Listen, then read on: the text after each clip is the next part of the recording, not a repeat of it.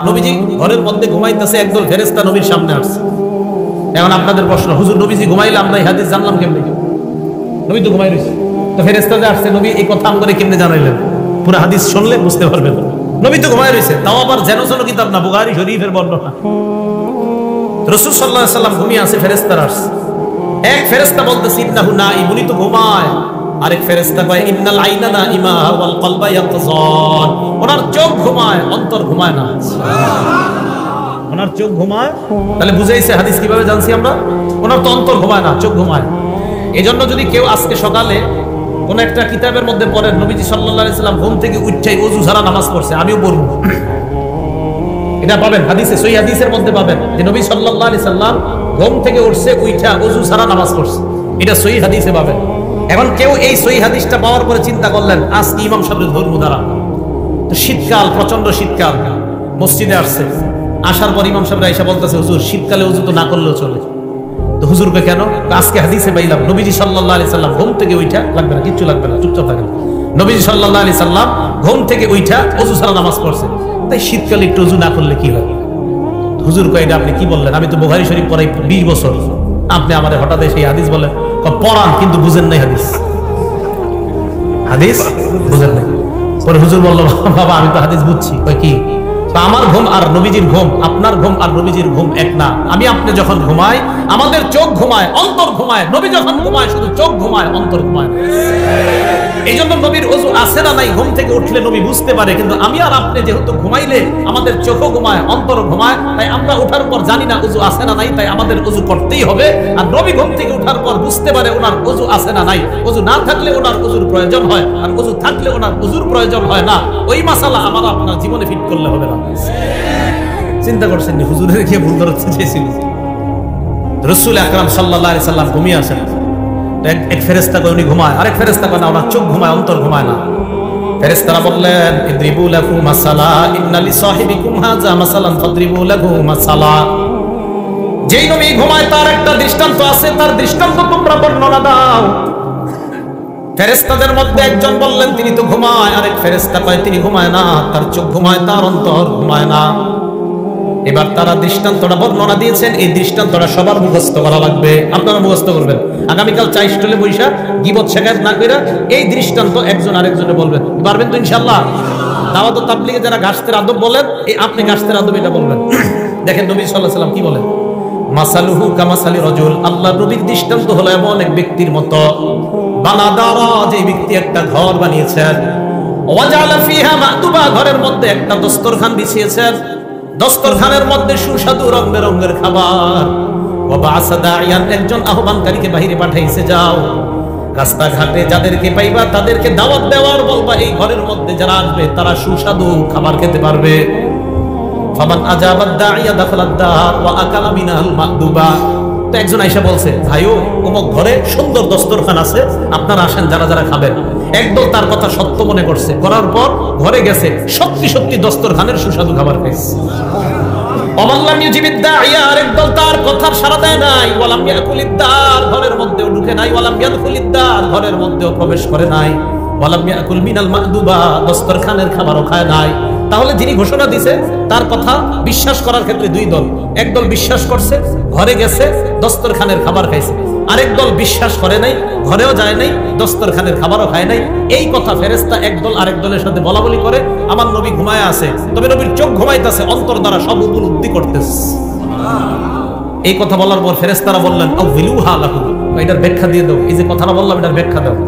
এবার ফেরেশতারা ব্যাখ্যা দিতে লাগলেন, ফাদারুল জান্নাহ, ঘরের দৃষ্টান্ত হলো আল্লাহর জান্নাত, দস্তরখানের দৃষ্টান্ত হলো সুস্বাদু খাবার। জান্নাত যিনি বানিয়েছেন তিনি হলেন আল্লাহ, আল্লাহ জান্নাত বানাইলেন, দস্তরখান বিছাইলেন, একজন আহ্বানকারী পাঠাইলেন। এই আহ্বানকারী অন্য কেউ নয়, এই আহ্বানকারী হলেন যিনি ঘুমিয়ে আছেন, মুহাম্মদ সাল্লাল্লাহু আলাইহি ওয়াসাল্লাম। তাহলে মুহাম্মদ সাল্লাল্লাহু আলাইহি ওয়াসাল্লাম আমাকে আপনাকে ডাকতেছে ওই ঘরের দিকে, ওই দস্তরখানের দিকে। নবীর কথা মানার ক্ষেত্রে আমাদের মধ্যে দুই দল, একদল কথা বিশ্বাস করে ঘরের মধ্যে যায়, এর মানে যারা নবীর কথা মানবে তারা আল্লাহর জান্নাতের মেহমান, তাহলে তারা জান্নাতের মেহমান হবে। শেষে কি বলে দেখেন, ফামান আতা মুহাম্মাদান সাল্লাল্লাহু আলাইহি ওয়াসাল্লাম, যারা আল্লাহর নবীর কথা মেনে নেয় তারা আল্লাহর অনুসারী হয়ে যায়। ওমান আসা মুহাম্মাদান সাল্লাল্লাহু আলাইহি ওয়াসাল্লাম, যারা নবীর কথা না মানে তারা আল্লাহর নাফরমান বান্দা হয়ে যায়। তাহলে দুইটা, একটা নবীরে মানা আর একটা নাফরমানি করা। বলেন আমরা কোনটা মানবো না নাফরমানি করবো? মানবো, কারণ এই যে সূরা হাশরে ওয়াদা করছি নবী যা বলবে তা গ্রহণ করব। ভুলে গেছে? কোরআনে না ওয়াদা করছি যে আল্লাহ বলছে নবীরে যা দিয়েছি তা গ্রহণ করবা। আমি গুরুত্বপূর্ণ একটা কথা বলার জন্য শুধু এগুলো বুঝাইতেছি যে আল্লাহ বলছে আমি যা দিয়েছি নবীরে তা গ্রহণ করো, আর আমরাও নবীর থেকে জানলাম হ্যাঁ নবী আপনি আমাদেরকে যা দিবেন আমরা অঙ্গীকারাবদ্ধ গ্রহণ করব। সাহাবা উবাদা ইবনে সামিত রাদিয়াল্লাহু তাআলা আনহু কি বলেন দেখেন, নাসাই শরীফ হাদিস নাম্বার 4149 নাম্বার হাদিস। তিনি বলেন বায়া'আন নবিয়্য সাল্লাল্লাহু আলাইহি ওয়াসাল্লাম আলা সামঈ ওয়াত তাআ, আমরা নবীর হাতে হাত রেখে বায়াত হলাম আলা সামঈ, নবীর কথা শুনবো, ওয়াত তাআ, নবীর কথা মানবো। বলেন নবীর কথা, নবীর কথা কেন সূরা হাশরে ওয়াদা করছি নবী যা বলবে তা গ্রহণ করব। এখন উবাদা ইবনে সামিত বলেন আমরা নবীর কাছে বায়াত হলাম, নবীর কথা শুনবো, নবীর কথা মানবো। কোন ক্ষেত্রে দেখেন কি বলে, ফিল ইউসরি ওয়াল উসরি, আমার অনুকূলে হলেও নবীর কথা মানবো, আমার প্রতিকূলে হলেও নবীর কথা মানবো। মানে আমার পক্ষে গেলেও মানবো, আমার বিপক্ষে গেলেও মানবো, কারণ কথাটা আমার নবী। ওয়াল মানশাতি ওয়াল মুকরাহ, মানশাত মানে সুখেও মানবো, মুকরাহ মানে দুঃখেও মানবো। তাহলে সুখের সময় আমার নবীকে মানবো, দুঃখের সময় নবীকে মানবো। এরপরে বলতেছে যোগ্য মানুষ যদি যোগ্যতার আসনে বসে যায় এটার বিরোধিতা আমরা করব না, এই মর্মে আমরা বায়াত হলাম। আর যদি অযোগ্য ব্যক্তি যোগ্যতার আসনে বসে যায় এটার বিরোধিতা করা ফরজ হয়ে যায়। এটা এই মর্মে বায়াত হয়েছে। আর কি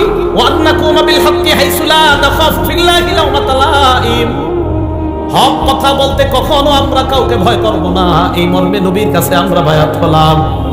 তাহলে নবীর কাছে আমরা বায়াত হলাম, নবী যা বলবে তা শুনবো এবং মানবো। কেন? সূরা হাশরে আমরা ওয়াদা করলাম, আল্লাহ বলছেন আমার নবীকে যা দিলাম তোমরা তা গ্রহণ করো। এখন নবী আমাদেরকে কি নিষেধ করছে আর কি আদেশ করছে দেখেন তো একটু। নাসাই শরীফ হাদিস নাম্বার 4161 নাম্বার হাদিস। ক্বালা রাসূলুল্লাহ সাল্লাল্লাহু আলাইহি ওয়াসাল্লাম, আল্লাহ নবী বলেন বাইউনি আলা আল্লা তুশরিকু বিল্লাহি শাইআ, আমার কাছে তোমরা বায়াত হও তোমরা আল্লাহর সাথে শিরিক করবে না। তাহলে ওই যে আবার কোরআনে বলছে নবী যা বলবে তা মানবো, নবী বলছে শিরিক করা যাবে না। তাহলে শিরিক করা, শিরিক করা সিজদা কাকে দিতে হয়? যদি মাজারে সিজদা দেওয়া হয় শিরিক। আর শিরিক বলেন মাজারে সিজদা দিলে সিজদা দিতে হয় কাকে? আল্লাহকে। আল্লাহ বলছে শিরিক করো না, নবী বলছে শিরিক করো না। তো নবীর কথা কেন মানবো? আল্লাহ বলছে নবী যা দেয় এটা গ্রহণ করো। তাহলে এক নাম্বার শিরিক করো না, এই মর্মে বায়াত হও। আমরা বায়াত হলাম। ওয়ালা তাসরিকু, তোমরা চুরি করবে না, বায়াত হও। ওয়ালা তাজিনু, তোমরা ব্যভিচার করবে না, জিনা করবে না, বায়াত হও। জিনা কারে কয়? মানে আমাদের মাথায় একটা এসে পড়ে যে জিনা মনে হয় ওইটা। না না, সহিহ বুখারী 6612 নম্বর হাদিস। قال رسول الله صلى الله عليه وسلم ان الله كتب على ابن ادم حظه من الزنا ادرك ذلك لا محاله। সমস্ত আদম সন্তান আমি আপনি আলেম জাহেল সবাইকে আল্লাহ জিনা নামক পরীক্ষা দ্বারা পরীক্ষা করবেন। এই পরীক্ষায় সবাই পড়তে হবে ফাজিনাল লিসান আল মানতিক, জবানের জিনা হলো কথা বলা। যেই নারীর সাথে দেখা দেওয়া হারাম, এই নারীর সাথে সরাসরি কথা বলাও হারাম। সরাসরি কথা বলা মোবাইলে, এটা আসতে হইলে বলুন। যেই নারীর সাথে সরাসরি দেখা দেওয়া হারাম, এই নারীর সাথে সরাসরি কথা বলা মোবাইলে, হ্যাঁ জোরে বলেন মোবাইলে। তাহলে জিনাল লিসান আল মানতিক, মুখের জিনা হলো কথা বলা। ওয়া জিনাল আইনি আন নাজরু, চোখের জিনা হলো দেখা। চোখের জিনা দেখা। ওয়ান নাফসু তামান্না ওয়া তাশতাহি, রং নম্বরে একটা মেয়ের সাথে কথা বললেন, বলার পর বালিশে মাথা লাগিয়ে চিন্তা করতেছেন না জানি মেয়েটা দেখতে কেমন। আল্লাহ নবী কয় অন্তরের জিনা করলা। এটা অন্তরের জিনা। এটা কিসের জিনা? অন্তরের জিনা। তো এই জাতীয় জিনা মনে হয় পুরো এলাকায় স্মার্টফোন তো চালানি না, এটা হওয়ারও সম্ভাবনা নাই। তাহলে রাসূল সাল্লাল্লাহু আলাইহি সাল্লাম বললেন এক নাম্বার শিরিক করবে না, দুই নাম্বার চুরি করবে না, তিন নাম্বার জিনা করবে না। তাহলে জিনা এগুলাও জিনা। হেঁটে হেঁটে কোনো নারীর দিকে যাওয়া পায়ের জিনা, কোনো নারীর শরীর স্পর্শ করতে যাওয়া হাতের জিনা, চ্যাটিং করা কোনো নারীর সাথে মোবাইলে এটাও হাতের জিনা, অবৈধভাবে কোনো নারীর সাথে চ্যাটিং করা অপ্রয়োজনীয় এটা হাতের জিনা। এটার জিনা হাতের জিনা, হ্যাঁ হাতের জিনা। এই জিনার মধ্যে লিপ্ত হওয়া যাবে না। এটা রাসূল সাল্লাল্লাহু আলাইহি ওয়াসাল্লাম ওয়াদাবদ্ধ। ওয়ালা তাকতুলু আওলাদাকুম, তোমরা তোমাদের সন্তান হত্যা করবে না। ওয়ালা তাতুনা বিবুহতান তাফতারুনাহু বাইনা আইদিকুম, নিজেরা বানিয়ে মিথ্যা কথা বলবে না। আপনারা অনেক কিছু বানিয়ে বলে ফেলেন, ইমাম সাহেবের নামে বলে ফেলেন, মুয়াজ্জিনের নামে বলে ফেলেন, এলাকার একটা ভালো মানুষের নামে একটা খারাপ কথা রটায়া দিলেন। এটা করা যাবে না। নবীজি বলছেন ওয়ালা তাসুনি ফি মারুফ, ন্যায় কাজে তোমরা আমার নাফরমানি করবা না। তাহলে রাসূল সাল্লাল্লাহু আলাইহি সাল্লামকে আল্লাহ যা দিয়েছেন এটা গ্রহণ করা, যা থেকে নিষেধ করেছেন এটা থেকে বিরত থাকা। এখন বলেন তো রাসূল সাল্লাল্লাহু আলাইহি সাল্লাম আমাদেরকে কয়টা জিনিস দিয়ে গেছে? দুইটা। প্রথমে বলছে সব নবীরা তার উম্মতকে দুইটা বিষয় বলে, ভালো গুণগুলো জানায় দেয়, খারাপ জিনিসগুলো থেকে সতর্ক করে। এখন এই ভালো আর খারাপগুলো আমরা পাবো কই? বলেন, যেই জিনিসের মধ্যে পাবো এই জিনিসের নাম বলেন কোরআন সুন্নাহ। বলেন কোরআন সুন্নাহ। এখন বলেন তো নবীর যা কথা মানবো আমরা আর যা থেকে বিরত থাকবো এটা কয় জায়গায় পাবো? এক নাম্বার, দুই নাম্বার সুন্নাহ। মনে থাকবে তো? ক্বালা রাসূলুল্লাহ সাল্লাল্লাহু আলাইহি ওয়াসাল্লাম, সহিহুত তারগিব একটা কিতাবের নাম, হাদিস নাম্বার 40। নবীজি বলেন তারাকতু ফীকুম মা ইন ইয়াতাসামতুম বিহি ফালান তাদিল্লু আবাদা। আমি তোমাদের কাছে দুটি জিনিস রেখে গেলাম, এই দুটি জিনিস যদি তোমরা আঁকড়ে ধরো কখনো তোমরা পথভ্রষ্ট হবে না। এক নাম্বার কিতাব আল্লাহ, আল্লাহর কোরআন। দুই নাম্বার সুন্নাত রাসূলি, রাসূল সাল্লাল্লাহু আলাইহি ওয়াসাল্লামের সুন্নাত। বলেন, এক নাম্বার আল্লাহ, দুই নাম্বার রাসূলের সুন্নাত।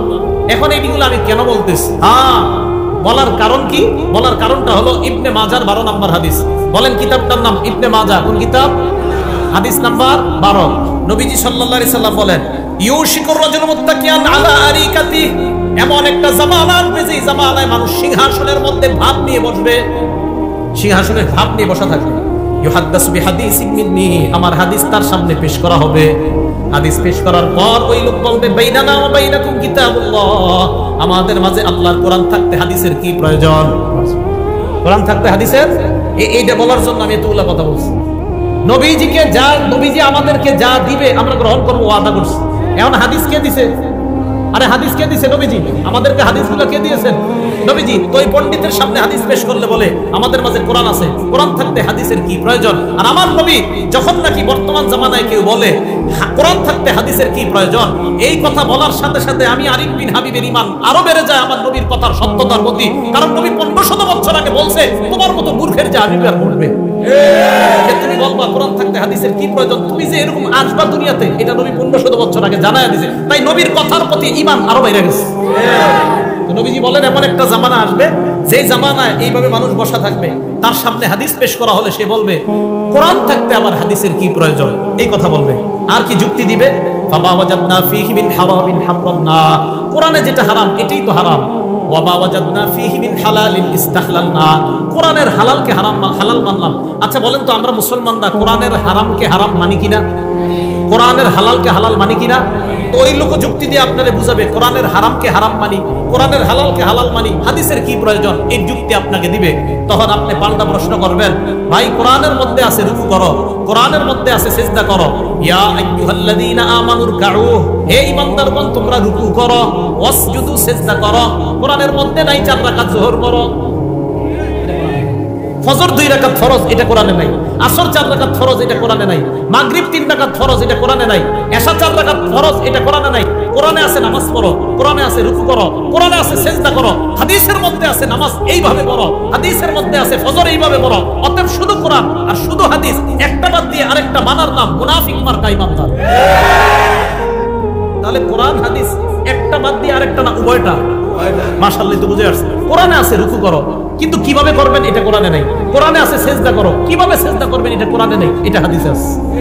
তাহলে কোরআন হাদিস উভয়টা মানতে হবে। সূরা নিসা আছে ফানকিহু মা তাবা লাকুম মিনান নিসা, নারীদের মধ্য থেকে যাদেরকে পছন্দ হয় তাদেরকে বিয়ে করো, এটা কোরআনে আছে। সূরা নূরের মধ্যে আছে ওয়ানকিহুল আয়ামা, তোমাদের মধ্যে যারা বিবাহ করতে পারে না, যারা এখনো বিবাহ করে নাই, যাদের বিয়ে হয় নাই নারী পুরুষ, তাদের বিয়ে করায় দাও। সূরা নিসা আছে বিয়ে করো, সূরা নূরে আছে বিয়ে করাও। কিভাবে বিয়ে করাইবা এটা কোরআনে কোথাও লাগে। এই যে দুইজন বসবে, বসার পরে একজনে ইজাব বলবে, আরেকজন কবুল বলবে, এত টাকা দেন মোহরের বাবদ তোমাকে প্রস্তাব করলাম, তুমি রাজি থাকলে কবুল বলো, এটা কোরআনে কোথাও লেখা নাই। কোরআনে আছে বিয়ে করো, কোরআন আছে বিয়ে করাও, হাদিসে আছে কিভাবে বিয়ে করাও। তাহলে কোরআন হাদিস না কোরআন হাদিস দুইটা, এই তো বুঝে আসছে আপনাদের। তাহলে একটা বাদ দিয়ে আরেকটা। তো নবীজি 1500 বছর আগে বলছে একটা দলের আবির্ভাব ঘটবে, তারা বলবে শুধু কোরআন মানলেই চলবে, হাদিস মানার কোনো দরকার নাই। রাসূল আকরাম সাল্লাল্লাহু আলাইহি সাল্লামের এই ব্যাপারে আল্লাহ কোরআনে বলছে, নবী যা দিয়েছে এটা গ্রহণ করো। বলেন আমাদের নবী আমাদেরকে শুধু কোরআন দিয়েছে না কোরআন সুন্নাহ দুইটা দিয়েছে? মাশাআল্লাহ, বুঝে আসছে সবার। এই জিনিস দুইটাই আমরা গ্রহণ করব, এটা রাসূল সাল্লাল্লাহু আলাইহি সাল্লাম আমাদেরকে দিয়েছেন। আর আমরা কোরআনে ওয়াদা করছি, আল্লাহ এটাই বলতেছে, আল্লাযীনা ইয়ানকুদুনা আহদাল্লাহি মিন বাদি মিসাকি, যারা আল্লাহর সাথে কৃত ওয়াদা ভঙ্গ করে।